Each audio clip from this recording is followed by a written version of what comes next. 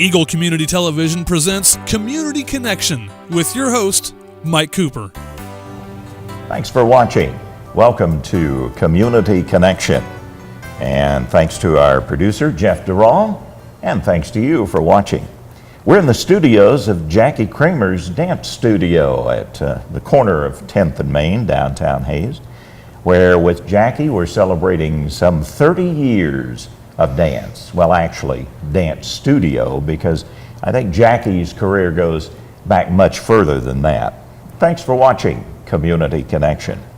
When did it begin for Jackie Kramer as far as dancing goes? I was rather old in the dance world. I was in the 7th grade. There wasn't dance in Hays, Kansas at the time.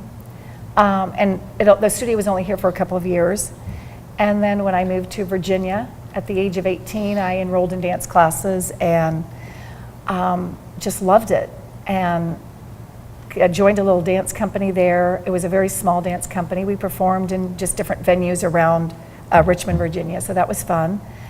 And when I moved back to Hays in 1981, I didn't think I was going to be a dance teacher. It just sort of happened. I took a dance class at the college, and it was a beginning ballet class. And several of the girls, they were like college age and older, asked me if I would teach them because all they offered was beginning ballet, so it just repeated every semester.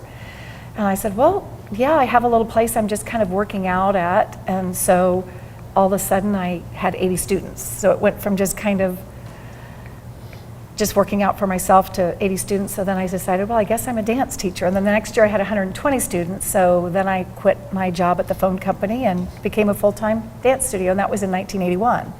And during that time then, you've had several locations for the dance studio as well, right, Jackie? Right. I started just around the corner from here, behind Caldwell Banker, right above Clarence Jacobs Insurance Building. And it was a small, it was 4 offices actually. And my dad came in and tore the walls down, kept a support beam up. And that was kind of where I was for probably about a year and a half. And then moved to 7th Street and stayed there for 24 years, I think. And then I've been here for about 5 or 6 years. You know, speaking of that, Jackie, we really ought to give kudos to Dad because every time you moved, he came in and remade the place practically. My dad was awesome. He was, yeah, indeed. He was a great, and I probably am doing this because of my dad. He was a wonderful dancer. My mom always tells the story that when they would go to dances, the girls would wait in line to dance with my dad. He was great at like foxtrot, jitterbug, and she said that was all okay as long as he saved the slow dances for her. So then it was all just fine. But my dad was my biggest supporter, and just he would do anything and never had to ask him. He came in, he put floors in, tore walls down, built cabinets, built whatever I needed, he did. Props. And I would always say, Dad, they're just props we're going to throw away when we're done. They don't have to be so perfect. I'm like, this isn't in someone's house. This is a prop. But yeah, he was a big, big supporter and helped me for many, many years. And many times, and this is the first time I'd heard the story that he was a terrific dancer. I knew he was fantastic at construction and carpentry, yeah. But dance, he was kind of shy about telling people, I think, maybe. Well, yeah, he was, but pretty much everyone that my parents hung out with. Yeah, my dad was known. He was a beautiful dancer, very smooth. When he waltzed, it looked like he was on ice skates. You mentioned that when you started dancing, it was about 7th grade now. How young do dancers start now, Jackie? Oh, most of them here start at 3. 3 years? 3 years old, So. And why start so young? I think most students start because they love music. And, when parents have music playing around the house, they're dancing around and the parents think, oh, I should get her enrolled in dance. And every mom would love to see their daughter be a beautiful dancer. I mean, it shows great poise and dedication and hard work and just confidence. It's a great confidence builder. So, I think they enroll their daughters because of that reason. It's a great positive thing to do, and everybody loves music. So, and that's really kind of where it starts, isn't it? I mean, you see the little ones dancing in front of a mirror or dancing to a song or something. Right. It could be any kind of music, basically.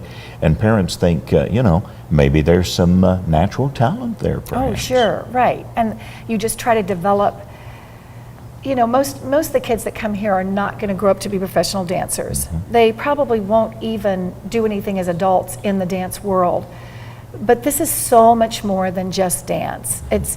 They come because they love music and they want to dance, and they think they're going to put the slippers on and the tutu on and be a dancer automatically. They don't know you have to work towards it. So that's kind of the big surprise when they're 3. It's like, what do you mean I have to do that again? Well, it wasn't quite right. Let's do it one more time. But it evolves into so much more. It evolves into working with a group of people and perfecting something. So you get that teamwork. Plus you have to work individually on yourself to become better and better and striving to be the best you can be, not the best, but the best you can be. And that is something that I really try to encourage. We compete now, and that is just, those 2 words are so completely different. We are not about being the best. We are about being their best, the dancer's best, and that's all you can be, And I always tell them this story. Your mom's a nurse. Is she the best nurse in the whole wide world? Probably not. Is she really good at her job, and should she feel proud? Yes. That's the same theory I expect out of them. Are you the best dancer in the world? Probably not. Are you really good for the time you put in here and your love for it and dedication? Yes, you should feel proud of that. So that's the kind of the theory that we try to develop here, that there's always goodness in what you're doing if your heart is in the right place and you're working towards those goals. Jackie, you've touched on a couple of things that dance brings to young people, both boys and girls too, because we've seen quite an influx of boys now in dance. And part of that, I think, is due to many athletes and many professionals, actors as well as sports professionals, have brought dance to a new level because of the confidence that they gain, the poise, and many other things. Talk about that a bit. Well, I think the thing that dance can help any sport. Most men, the reason dance is so good for sports, most sports, is they use their big muscles, their motor muscles. And dance is so articulate. There is so much, just to stand correctly at the bar, I could tell them 100 things. Your ribs are in, your chest is open, your shoulders are down, your head is lifting off your shoulders, you're turning out from your thighs, not just your feet. I mean, it goes on and on and on. So they're thinking of every little intricate muscle. And an athlete, like a basketball player, when he jumps, he just uses his big muscles and he jumps as high as he can.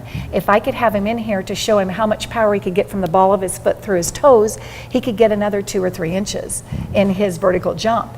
So a dancer is working every tiny little muscle, every little part of their body is working. And you have to know where it is at all times. You have to know where your ribs are and your elbows are and your shoulders are and where everything is and what it's doing for every single step.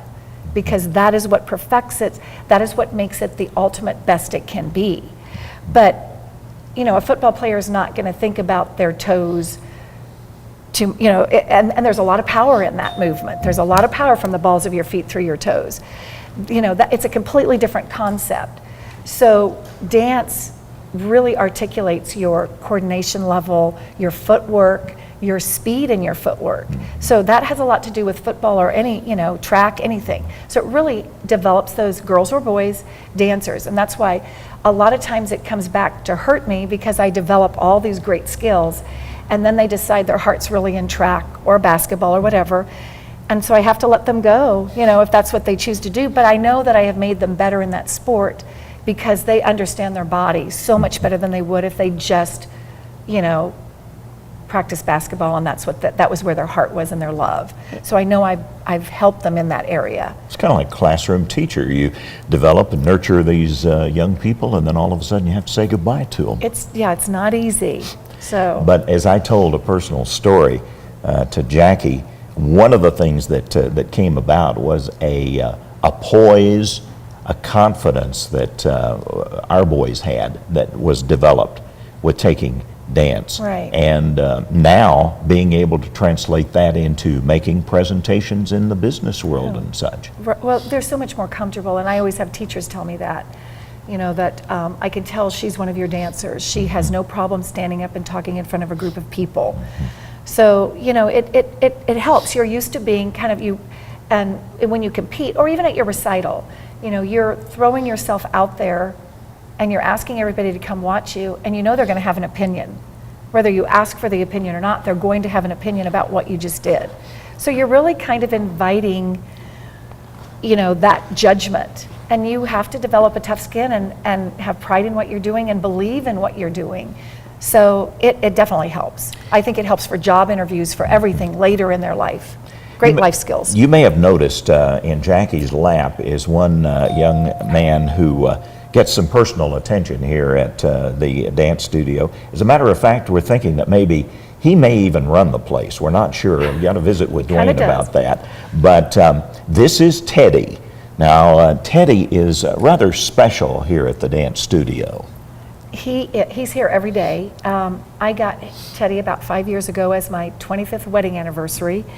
I had been wanting a dog forever. And Dwayne said, well, if you're going to have a dog, I cannot justify having that dog be alone at home every day. I would feel so bad. So it has to be a dog small enough that can be at the studio. And my mom had a couple of Malteses, and they're very good with children. So he found this little rescue dog for me. Teddy was in a cage for the first 10 months of his life. Very antisocial, but he does great. The kids love him here. He's here every day. He rides in the car to the parades. We've snuck him in bags to dance competitions behind stage. He's backstage at the recital, sitting there watching the dancers. So yeah, everybody at the dance studio knows Teddy. So 25th wedding anniversary. yeah, he's kind of the mascot of the studio. And spoiled rotten, I imagine. Yeah, I would like to be treated that well. Of course, you may have seen, as Jackie just referenced, members of the Vision Dance Team in parades every time there's a parade, I think. Talk about the Vision Dance Team and how that came about, Jackie. Well, probably, I guess I've been doing competition for about 20, maybe 22 years. And I had dancers that just wanted to do more. They felt like they worked hard all year and all we did was one recital at the end of the year. We did Nutcracker for several years, which was a huge undertaking. It was over 300 hours every year that I donated to the project.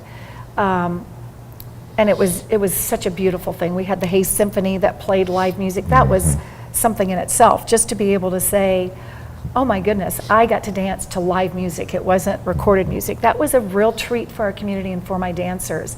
And it was very special. It touched so many lives, and it made such a difference in so many people's just view of dance. I had parents that volunteered to be the acting roles in the Nutcracker, so it really involved a lot of people. And that was always fun. But the dances that they concentrated on and worked hard for their May recital, they felt like they wanted to do it more than just one time. And where can we perform this? So I was asked to be a guest teacher at a studio in Kansas City, and they competed, and I went to a competition and watched them, and I thought, this is a good thing. This really brings it up another whole, level. You see other studios and you say, okay, I want to do that. I know I can do that. So it gives you something to aspire. It's another level higher that you can do. So that kind of was the start of it. We started very small in the number of dances we took. We used to charter 2 huge buses and take all the dancers on these 2 buses. There were 60 girls, and we'd throw their costumes in the bottom of the bus, and they would travel to Denver, Kansas City, wherever we'd go. We'd eat together.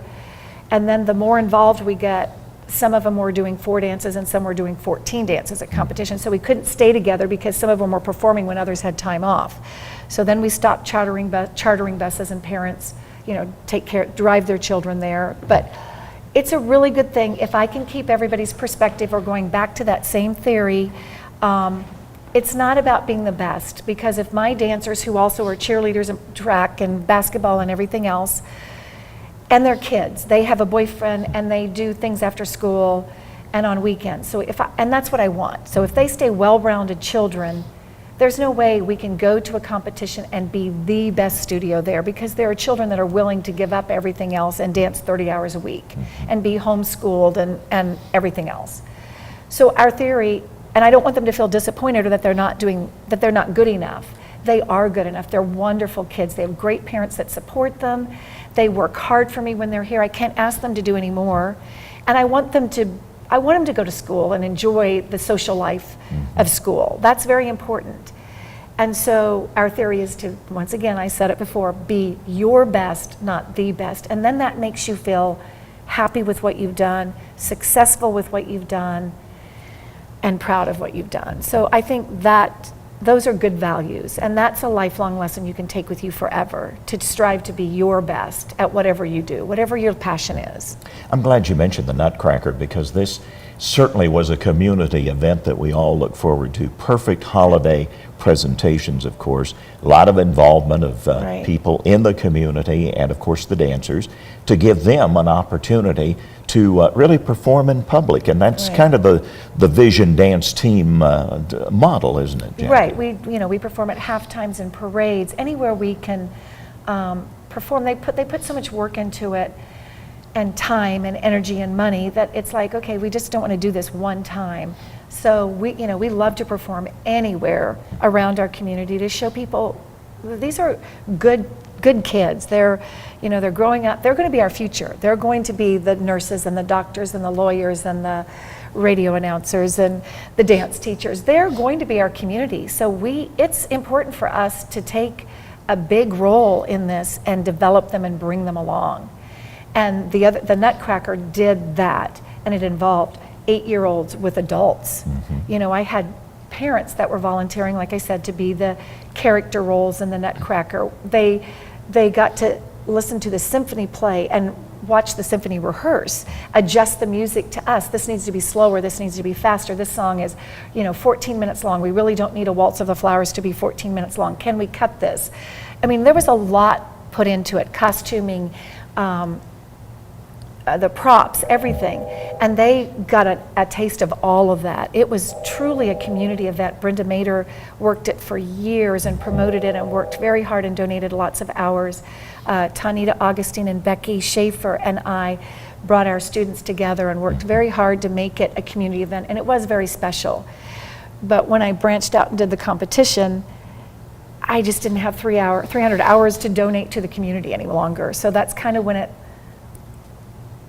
turned a different direction. So it's sad, but we went a different direction, and I think my kids are loving it. So 30 years milestone. Any future plans? Any changes coming? Any big I feel events? Our recital this past year was really fun. I had parents that and my little assistant Joanne Paps, who is wonderful. I couldn't do this without her. Kylie Watts has helped me. She's a student that was here since she was 2.5 or 3. Those people that help me teach, I can't do this without them. But they put together a great video. The hairstyles were crazy back in the 80s, but when I started all the way up to now, and people sent little messages and notes to me, it was very touching. It was a great evening.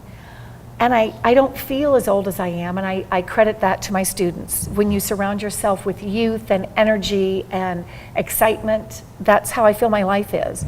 So if I can stay feeling this way, I hope they'll have me. I'm sure not for another 30 years, but for a long time. I'm ready to stay here, and I feel like I still have a lot to contribute. When I get tired, I guess I'll throw the towel in and have somebody else take over, but I still feel really, really excited about what I'm doing, and when that excitement is still there, I feel like I still can do a good job. And in the meantime, we'll be looking for future work of the Vision Dance Team. From Jackie Kramer's Dance Studio, Jackie and 30 years of dance. Our community connection. Our thanks to our producer, Jeff Durall, and thanks to you for watching Community Connection from Eagle Community Television.